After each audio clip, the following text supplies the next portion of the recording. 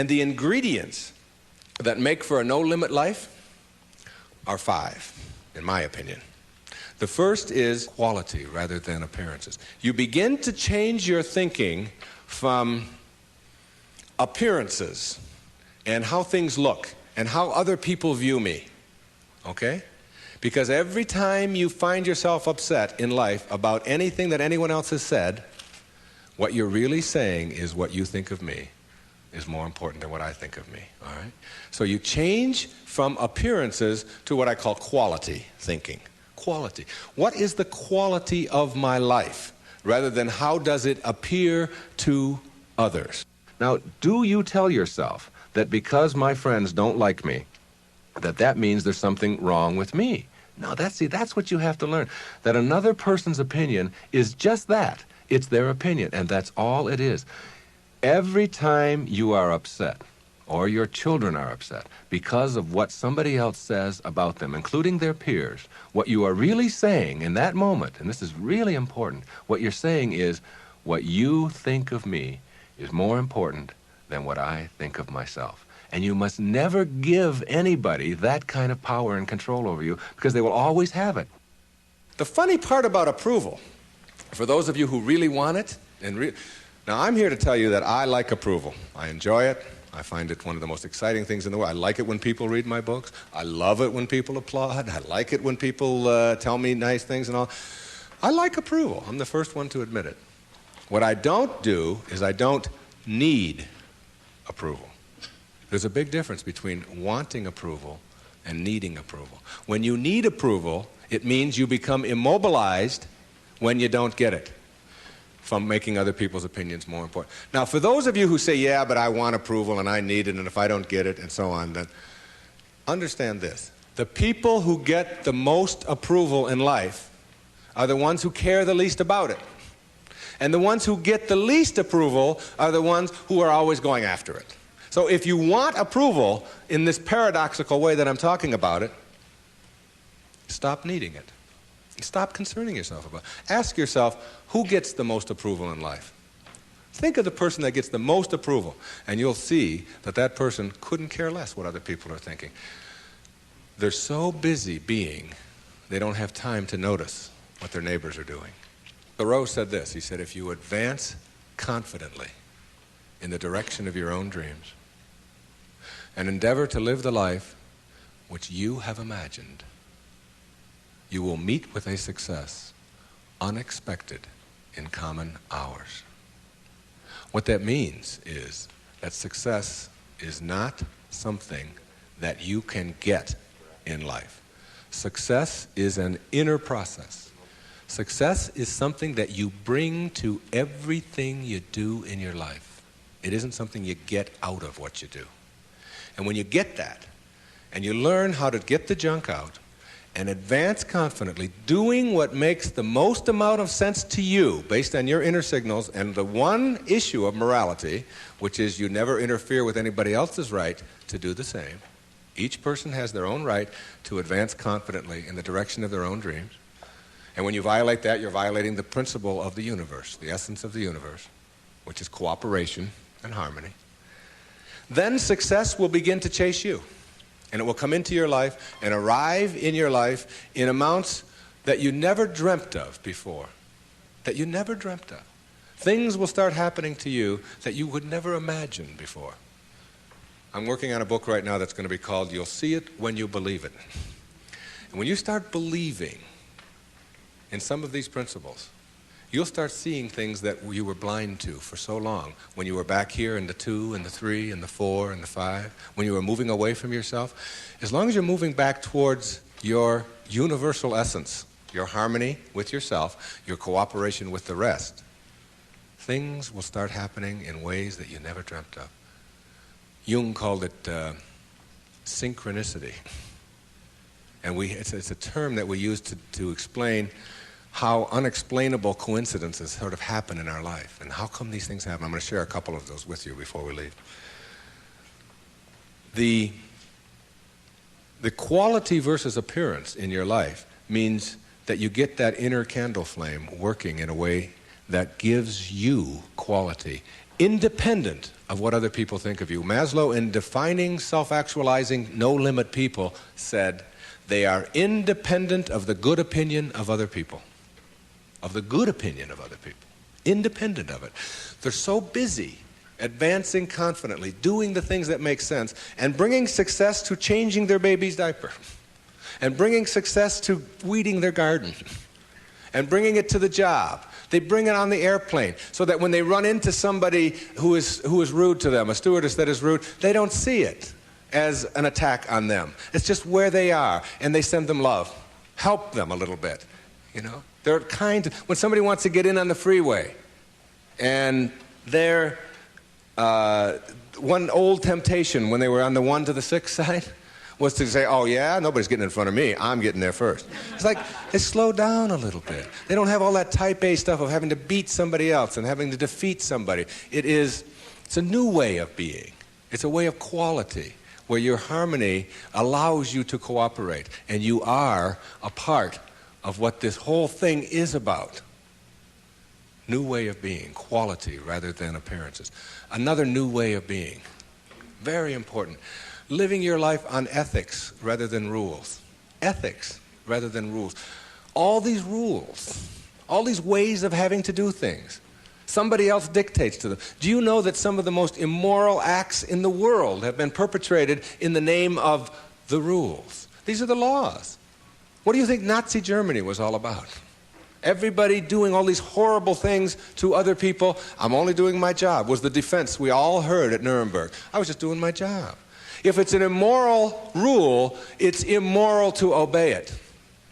And self-actualizing people, as Maslow tells us, have rules inside of them that they could never obey, never disobey, ever. And they have to do with ethics, how you treat people. How do you think we get to where we are now? You know who Rosa Parks was? The woman in the South, the black woman in the South who said, not today, I'm not going to the back today, no way. I know what the rules are. The rules were all over the place. If you needed a reminder, there were signs every place, colored in the back, white in the front. And she said, no, I'm sitting here. And that made all the difference. Ethics, not rules. When your children start disobeying rules that need to be disobeyed, don't be surprised. When I was in the service, they had a policy on Guam, where I was stationed, which would not allow the Guamanian civilians to shop in the PXs and the Navy exchanges. But they did allow all other civilians to shop in the Navy exchanges and PXs. But if you were Guamanian, that is, if your skin was dark and your eyes were shaped a little different, then you couldn't. A clear, outright violation. I was a serviceman. I was in the Navy. I was a communications cryptographer. They had a newspaper in the Guam Daily News, and it said, an invitation to speak your mind. And it was a letter writing contest. And they offered $75 to the first prize winner. $75, this was 1961. That was a fortune to me. That was a month's pay in the Navy at that time, almost. So I entered the contest, and I knew I would win it. I had already written a novel at that time. A whole novel I had written while I was on Guam. I knew it wasn't going to be a contest. I felt sorry for the other people entering it. I knew I was going to win this. Unfortunately, I didn't realize that when you're in the service and you have an opinion and you don't submit it to the chain of command, that you can be court-martialed for that. So the headlines on next week's Guam Daily News were, U.S. sailor assails policy of discrimination. Big, hot stuff, all right? And I was called before a vice admiral, Commander Naval Forces Marianas Islands, and threatened with a court-martial because I had disobeyed the rules, even though the rule was immoral. There are lots of them like that. And when I went in and they threatened me with a court-martial, I told them this was my battle plan. They didn't have Xerox machines in those days, so I had to get a lot of carbon paper. I wrote a letter to President John F. Kennedy, and I wrote a letter to the Secretary of the Navy, and I wrote a letter, my hometown was Detroit, I wrote a letter to the Detroit News and a letter to the Detroit Free Press, telling them what was happening to me as a result of just expressing my opinion about an immoral act that was going on over here on Guam. And I showed the naval vice admiral my letters, right there. I said, I've only sent the one to the President and the Secretary of the Navy. These letters go to the newspapers across the country. There was one there to the New York Times as well, and the Los Angeles Times. It was, and I just spread them out before him. I said, if you court-martial me or punish me in any way for this, then what's going to happen is the world is going to find out about this policy. And I'm prepared. I'm ready. I can handle it. And I was 20 years old at the time, or 21. Not only did I get a blessing from that, because all things come in blessings for you, I got out 90 days early. And they stamped on my record, P.I., because the President took it up and sent it to the Secretary. Must have. And I never heard from him, but the P.I. on your record means political influence. And they don't like anybody with political influence in the military. And as soon as they saw that, they said, this is somebody we probably will be giving a discharge real soon. There was no court-martial, and in September of 1962, a brand new policy was initiated on Guam, which allowed any civilian to shop in the Navy exchanges. And it came about as a result of someone saying, these rules are immoral, and therefore it's immoral to obey them. New ways of being, ethics rather than rules. And when your kids want to know why, how come these rules are so stupid? How come we have to do this? Encourage them to change them. My mother always did that. She would have to help me get out of the messes that I got myself into, because I did it in my impetuous youth. I would just, when they would say to me, what's more important, your job or school? I was just honest. I said, my job, of course. That's how I felt in those days. But what you do put out in the world is exactly what's coming back to you. And if you find things coming back to you that you don't like and don't understand, don't ask yourself why these things are coming to you. Ask yourself what you're doing to make them come back to you. And when you start putting the responsibility on yourself, you'll start seeing dramatic changes. Dramatic changes. A new way of being. Instead of ethics, instead of rules, ethics. Another new way of being. Instead of looking all your life for achievements and externals, try living your life on knowledge for the sake of knowledge. Knowledge instead of achievement. For the sake of knowledge. Being in a context in which you don't have to collect a lot of merit badges. You don't have to collect a lot of awards and other people's value judgments. That you go to school or you go out into the world or you read or whatever it is you do because it makes sense to you, not because of what somebody else is going to put on a transcript or where you're going to appear in a class list. We need to help our children to understand and value the importance of knowledge for the sake of knowledge and doing things that make sense rather than taking the easy way. Knowledge rather than always trying to achieve. We're in an achievement-oriented society, which tells us that we evaluate and judge a human being based upon how many achievements he has. But most of the people who get caught up in that trap and are always in this circle of trying to get ahead, trying to always get ahead, their reward for that almost always is higher blood pressure, ulcers, early deaths, and even things like cancer, we're beginning to find out, are related to the kinds of stresses that we have. And remember, it's a perfect universe. There's no stress in it. There's only people thinking stressful thoughts. And when you put that pressure on yourself to always achieve and get ahead of the other guy, you miss what it's really all about. There's nothing wrong with goals. It's falling in love with them that's the problem.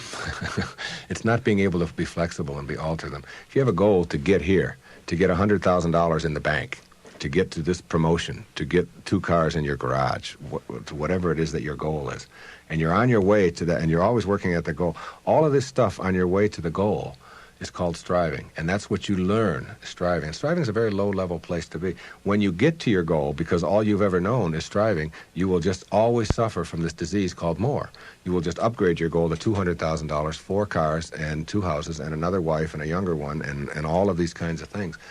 If you have a goal and you understand that every step along the way is a present moment to enjoy and to live, then the goal won't become any obsession. I don't have any goals in my life. People ask me, where are you going to be 5 years from now? What are you going to be doing? What's next for you? I remember what Lincoln said, who to me was like the greatest person who ever sat in that White House. He said, I never had a policy. He said, I just tried to do what made the greatest amount of sense each and every day of my life as I sat there as the President of the United States. And I think there's something really significant in that you don't have to get it all planned out and follow a certain pattern and do it a certain way. If you just sort of trust your inner instincts and go with that and live each moment, the goal stuff will all take care of itself. But if you're sacrificing and pushing your life aside and suffering on your way to trying to get someplace, you'll never get there. It will always elude you, because once you get there, you'll just have to upgrade it. And that's because that's all you'll know. Nowness is that purest form of sanity, living in this moment and enjoying it. And all the rest of it will sort of work its way out. Another new way of being for me is to think of yourself in terms of personal authority rather than being an authoritarian. Personal authority. A person who has authority never needs to dominate anyone else, ever. Dominating doesn't become necessary. In business, you can have authority. The people who have the most authority are the ones who listen the most, and the ones who are the most conscientious about what do other people have to say. A person in a relationship who has to dominate somebody else and has to make the other person submissive shows that they don't have authority, because they're getting their power not from within for themselves, but on the basis of who they can control. And that never lasts. That never lasts. The only thing that lasts is having inner power, if you will. Know thyself. That's what Shakespeare said. Know thyself. The more you know yourself, the more you become honest with yourself, honesty becomes just a way of life. No, I don't think the world necessarily does, but you can't run your world. You can't run your world based upon what the rest of the people in the world want or don't want. To me, honesty is like, it's a karma that goes out into the world. How people treat you in the world is their karma. How you react is yours. And when you react to it with dishonesty, that's what you're putting out into the world, dishonesty. And when you put dishonesty out into the world, that's what's going to come back to you, because what goes out is what comes back. That all, as you sow, so shall you reap. I mean, it's in every great institution that there is in the world, whether it's a religion or a philosophy or whatever. What you put out is what comes back. Whatever you plant is what you're going to get back.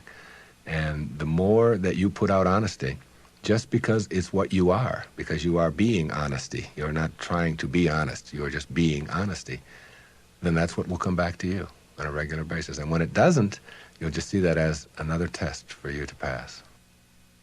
And finally, a fifth way of being that is new, for me, it has become a way of life. It's called serenity instead of acquisitions.